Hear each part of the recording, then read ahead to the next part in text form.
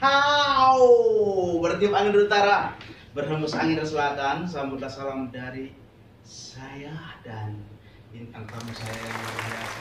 Baru pertama kali saya jumpa pada malam ini tentunya ya. Haha, belum pernah kenal sebelumnya, walaupun belum berjabat tangan. Assalamualaikum warahmatullahi wabarakatuh.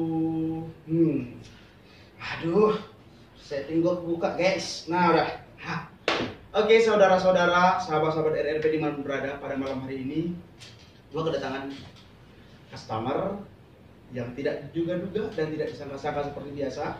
RRP memang selalu mendapatkan tamu yang selalu entah dari mana datang dan dari banyak berasal.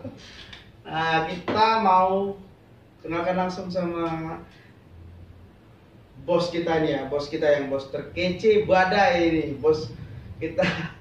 Halo boy, gimana boy? Selamat malam boy. Selamat malam kemana? Nah, boleh nggak kenal boy siapa namanya boy?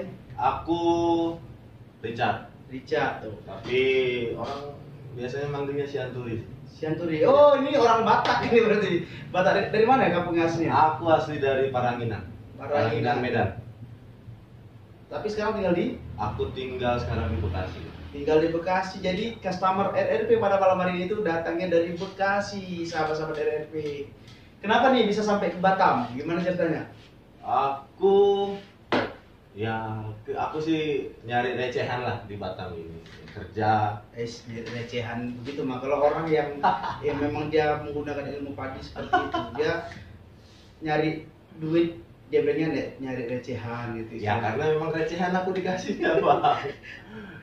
Jadi aku pengen punya tampilan baru lah, rambutnya gini-gini aja. Jadi cari ya mungkin jodoh, suara hati, panggilan hati ya nemulah di RRP tempat abang ini.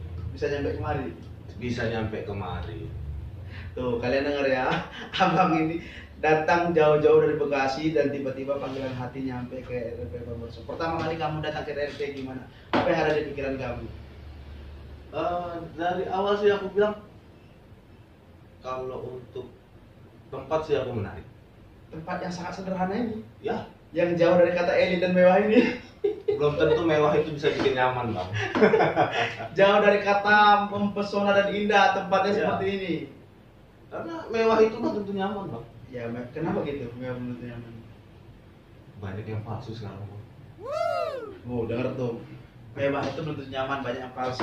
Berarti RRP ini nggak palsu ya, asli ya. Sederhana tapi tulus Bang. Sederhana tapi tulus. Iya. Amin. Alhamdulillahirrahmanirrahim. Ini customer saya, saudara, dimanapun berada, ini benar-benar baru pertama kali datang dan tanpa di meetingin, tanpa di briefingin, gue langsung tarik, ayo kita bikin konten. Nah, supaya penonton-penonton di sini nggak boring kontennya tuh aneh-aneh dari konten podcast ya kan. Nah, boy, Ya, setelah lu sampai di sini tadi gimana? Tadi tujuannya lu mau ngapain kemarin sebenarnya? aku mau highlight. Mau highlight rambut. Ya, aku kayak satu udah bosan sama style, gerah juga.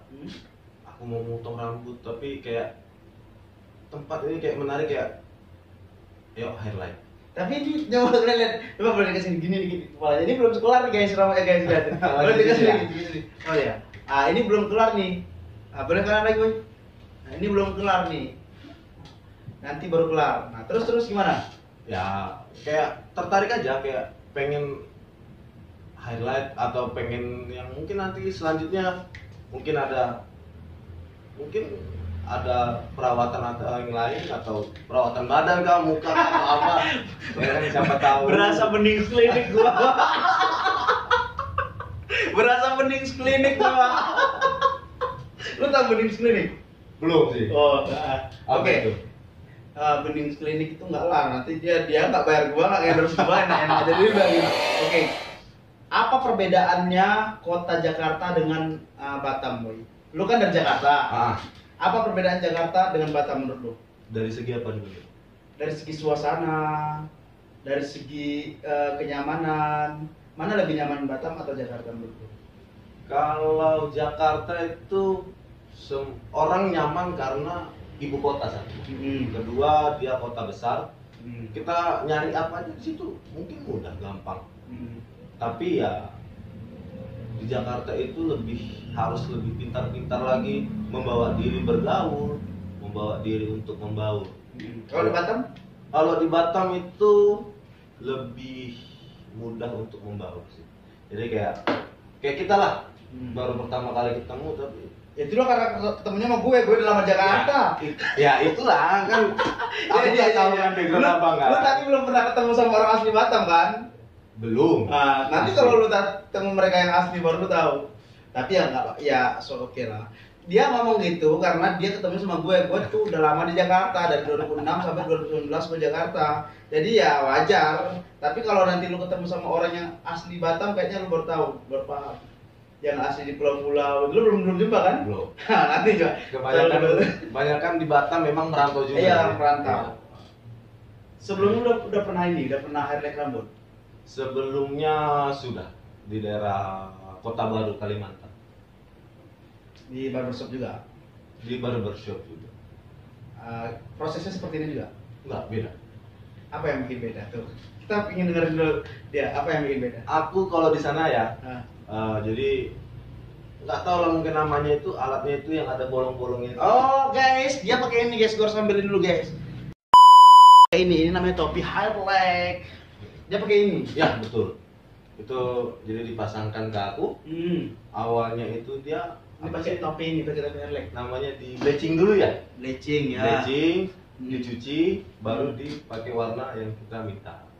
Kayak gitu aja. Jadi pas abang ini kasih metode kayak gini, cara kayak gini kayak wow, pelajaran baru.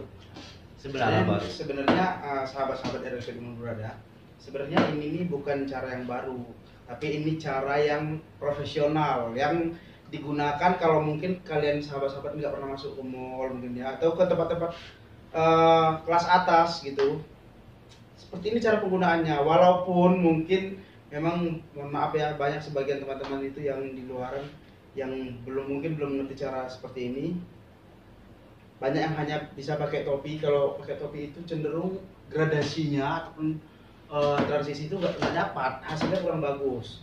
Tapi kalau pakai ini menggunakan langsung pakai manual tangan, menggunakan aluminium foil, itu hasilnya gradasinya pasti akan lebih bagus, nampaknya akan lebih teratur, transisinya bagus hasilnya. Berbeda dengan pakai topi. Kalau pakai topi itu dia itu ngaca itu, maka hasilnya itu kadang kayak burung, ada sebelah sini rame, sebelah sini nggak ada, sebelah sini rame, sebelah sini nggak ada gitu.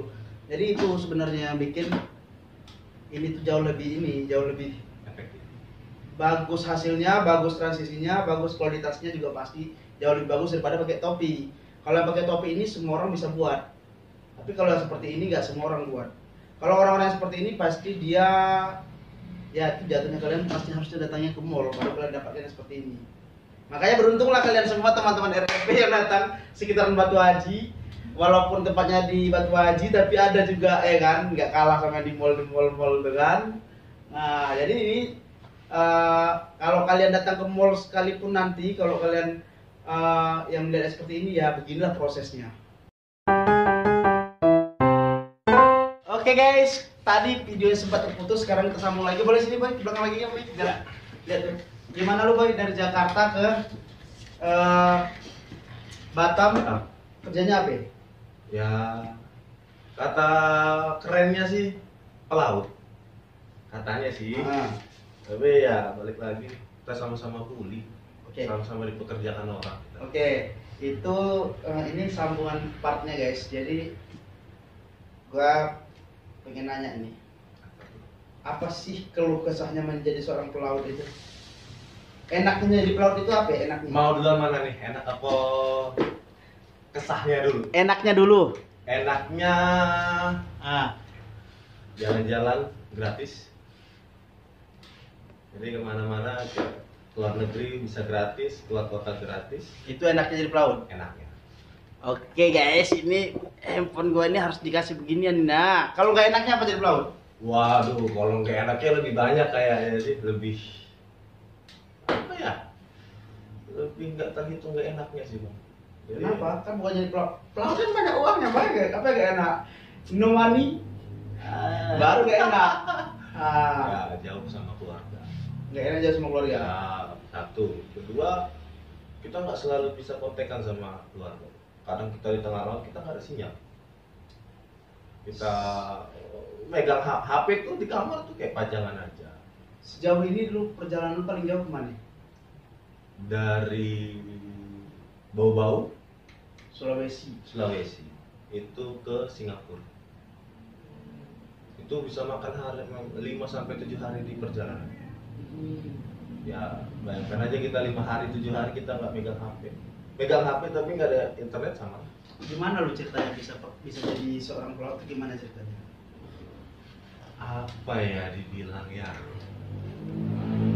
Nekat sih bang.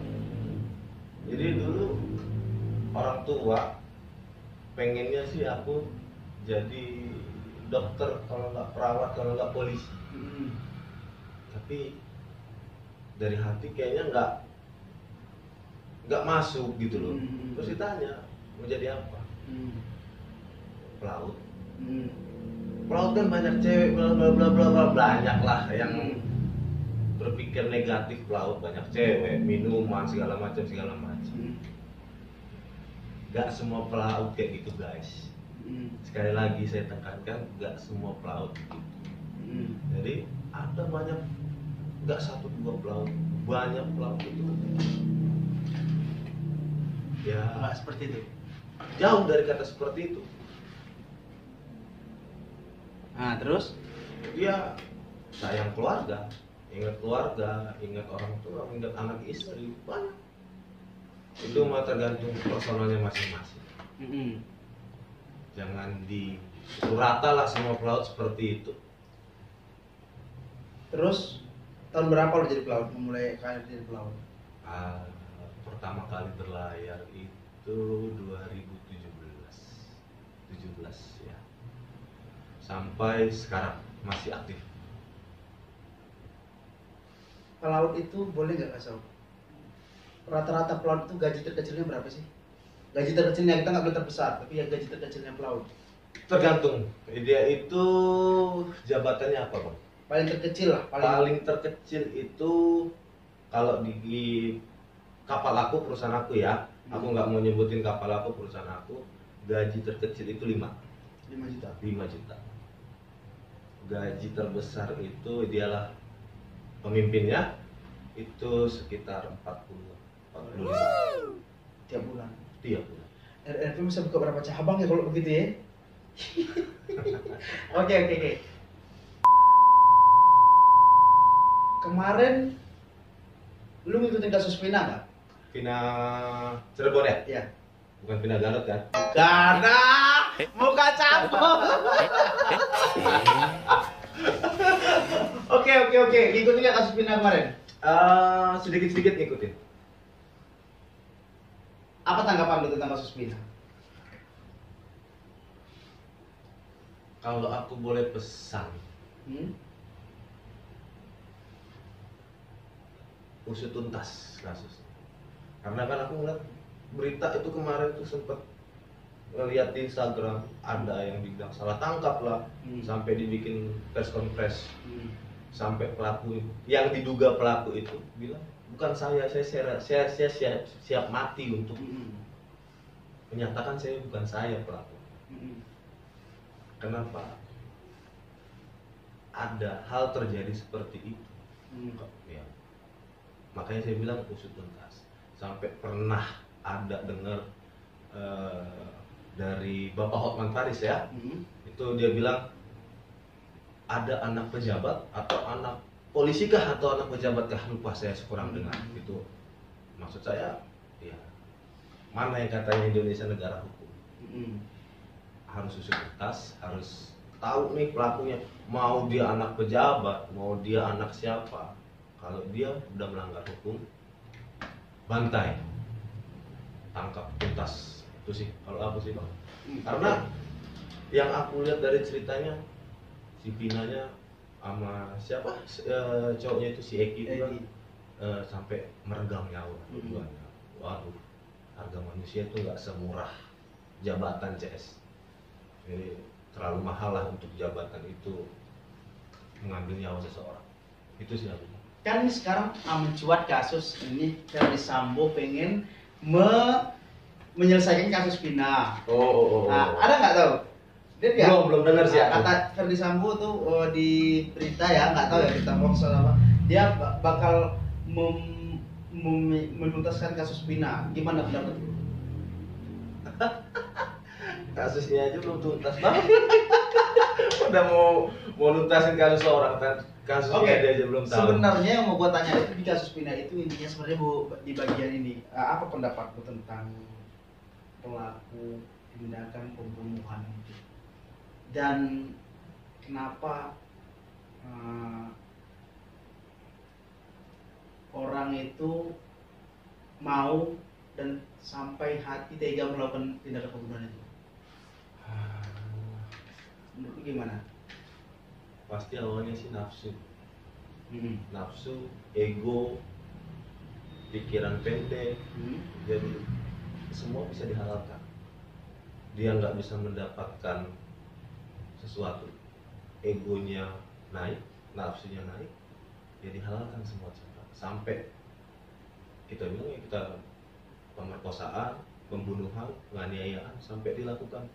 Itulah makanya kalau kita punya keinginan, turunkan ego kita. Ketika kita nggak dapat, kita bisa melapangkan dada. Kita bisa, kalau kita dapat, kita bersyukur. Jadi turunkan ego. Tapi kan kasusnya Vina ini sampai 13 orang yang melakukan pemerkosaan itu. Masa iya pakai nafsu semua mereka itu?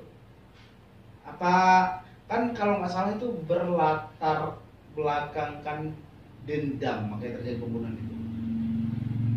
Karena ada aku lihat di cerita, gue ngeliat di cerita itu di film itu, Vina itu sempat meludahin salah satu pelaku pembunuhan itu. Ya, yang si Vinanya digodain ya, awalnya digodain, tapi ada cowoknya di situ, ya diludahin ya dari disitulah yang mungkin ininya ya. Awal mula ininya ya, awal petakannya ya. Kan balik lagi dari awal dia tuh nafsu pengen berkenalan, nafsu dia tuh pengen tahu nih si Vina ini gimana. Ya si Vina mungkin responnya tuh kurang baik, dia meludahi ataupun menghina lah ya. Tapi kan balik lagi, harga diri wanita itu nggak semurah kita bisa bilang gue mau kenalan sama lu, nggak semudah itu. Kita juga laki-laki butuh effort, Jess.